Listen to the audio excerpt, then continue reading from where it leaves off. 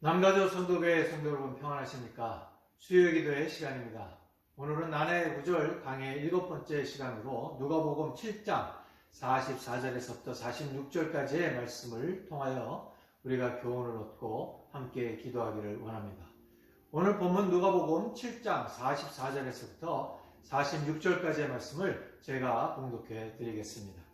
여자를 돌아보시며 시몬에게 이르시되 이 여자를 보느냐? 내가 네 집에 들어오매 너는 내게 발 씻을 물도 주지 아니하였을 때 이 여자는 눈물로 내 발을 적시고 그 머리털로 씻었으며 너는 내게 입맞추지 아니하였을 때 저는 내가 들어올 때부터 내 발에 입맞추기를 그치지 아니하였으며 너는 내 머리에 감람유도 붓지 아니하였을 때 저는 향유를 내 발에 부었느니라. 아멘.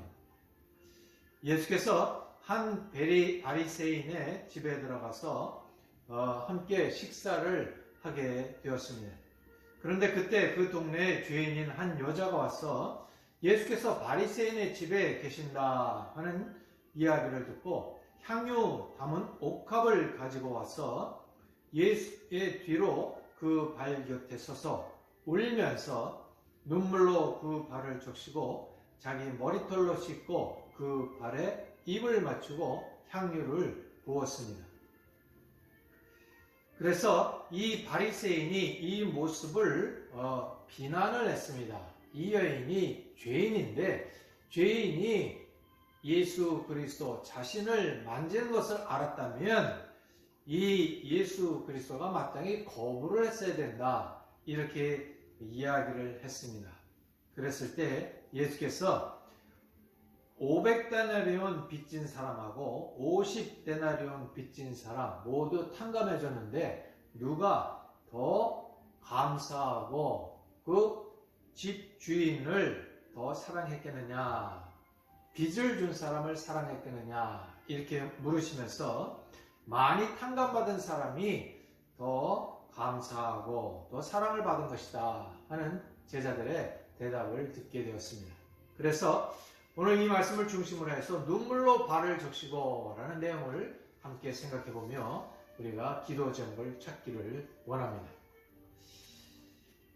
손에 물을 부어주면서 씻는 모습은 이스라엘에서는 일상적인 모습입니다. 열왕기하 3장 11절에 보시면 전에 엘리야의 손에 물을 붓던 사밧의 아들 엘리사가 여기 있나이다 이렇게 표현을 하고 있습니다.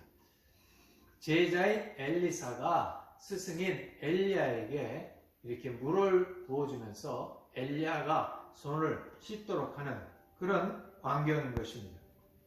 그런데 이런 모습은 오늘날에도 쉽게 찾아볼 수가 있습니다. 종들이 물주전자로 물을 부어 선생의 손에 부어서 손을 씻는 일을 돕는 것입니다. 또 때때로 발을 닦는 것, 그것을 도와주는 것은 아주 흔한 일입니다. 특별히 샌들을 신고 다니는 이 더운 나라에서는 발을 깨끗이 씻고 또 발을 씻음으로 인해서 발의 피로를 푸는 일, 그 일을 위해서 이렇게 물을 부어주는 것, 이것은 아주 필수적인 일입니다. 시편 60편 8절에 보시면 모압은 내 목욕통이라 이렇게 말씀하고 있습니다. 모압이 가장 비참하고 차마 볼 수 없는 노예 상태로 전락하게 될 것이다 라는 것을 예언하는 그런 시편의 말씀인 것입니다. 발을 닦는 풍습에는 겸손과 애정어린 관심이 결합되어 있습니다. 주님께서는 상징적인 행위로 중요한 진리를 교훈하시기 위해서 제자들의 발을 직접 씻어주신 적이 있었습니다. 그리고 선생으로서 너희의 발을 씻었으니 너희도 서로 발을 씻어주는 것이 필요하다 이렇게 교훈을 해 주셨습니다. 이 발을 씻어주는 것 아주 천한 직책의 사람들이 그렇게 감당하는 일이었습니다. 그러나 그 일은 아주 중요한 일이었습니다.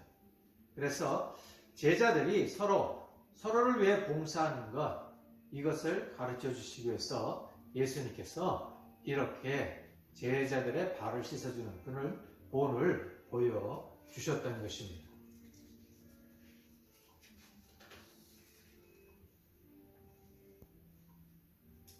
그런데 오늘 본문에 눈물로 그 발을 적시고 라는 그런 표현이 나옵니다.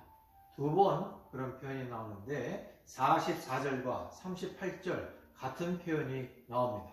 눈물로 그 발을 적시고 자기 머리털로 씻고.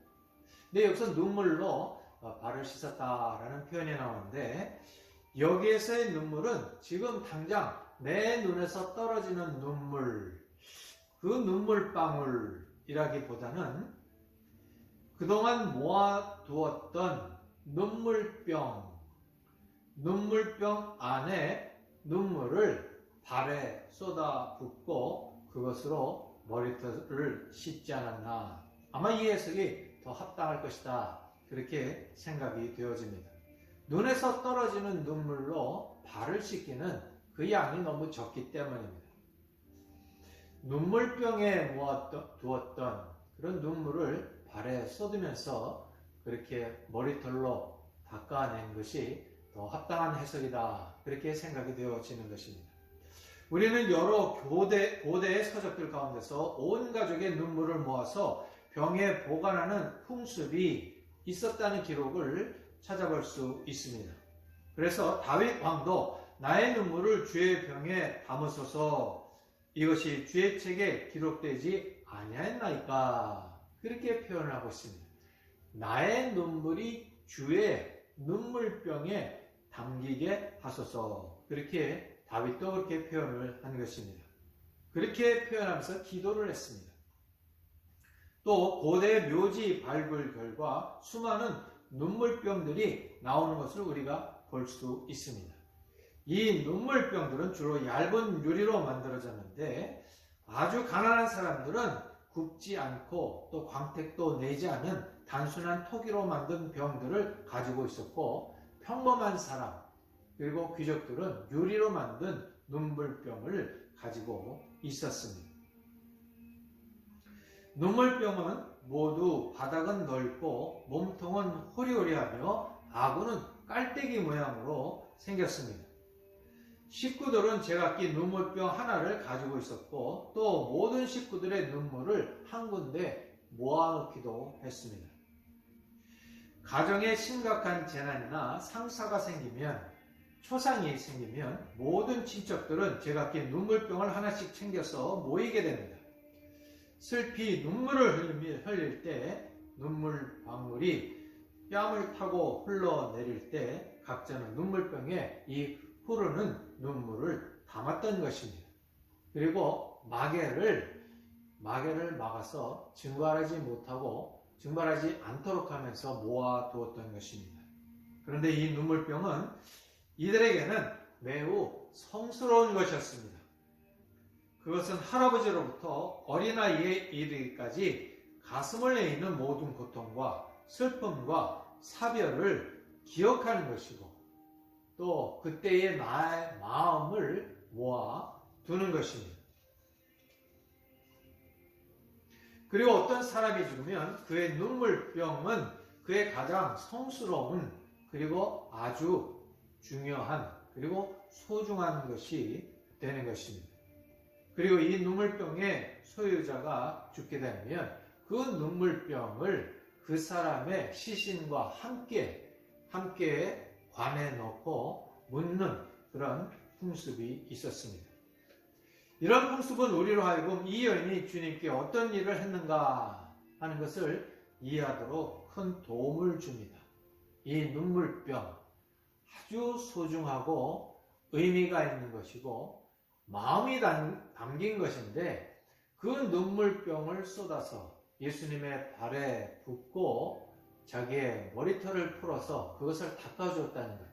이건 굉장한 사랑과 존경의 의미가 있는 것입니다.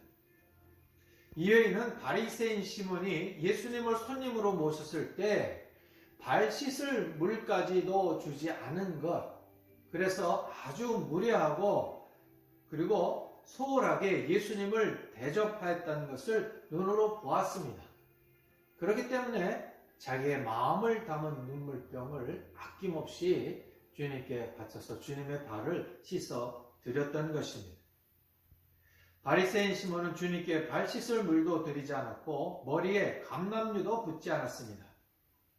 그러나 이 불쌍하고 죄 많은 여인은 용서의 은총과 그리고 새로운 삶을 갈망했기 때문에 자신의 눈물병을 들고 와서 주님의 먼지투성이의 발, 그리고 피곤에 지친 발을 씻어내면서 주님에 대한 사랑과 감사의 마음을 표현을 했던 것입니다.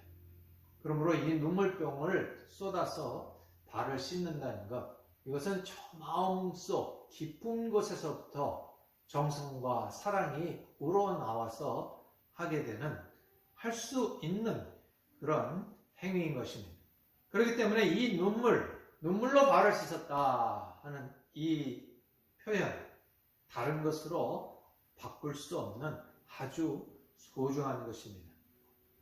이 여인은 자기의 가장 소중한 것으로, 가장 깊은 마음이 담겨져 있는 것으로 발을 씻는, 가장 더럽고 그리고 가장 소홀히 여기게 되는 그것을 씻는 것, 이것에 대한 상징적인 행위를 보여주는 것입니다. 눈물로 그 발을 적시고 머리털을 풀어 예수님의 발을 씻었습니다. 우리는 신앙생활을 하면서 나는 신앙인이다, 그리고 나는 예수를 잘 믿고 있다, 스스로 이렇게 자부할 때도 있습니다. 그러나 오늘의 이 본 말씀을 저희들이 살펴보면서 나는 나의 가장 소중한 것, 그리고 나의 가장 진실한 마음이 담긴 것으로 주님을 섬겼는가 하는 것을 돌아보게 됩니다. 정말 어지럽고 복잡한 시대를 우리가 살아가고 있습니다. 마지막 때를 저희들이 살아가고 있는데, 이러한 때에 우리는 과연 주님을 향하여서 어떤 사랑과 어떤 정성, 그리고 어떤 마음을 우리가 드리는지 우리가 함께 생각해보고 오늘 기도 제목으로 우리가 함께 기도했으면 좋겠습니다.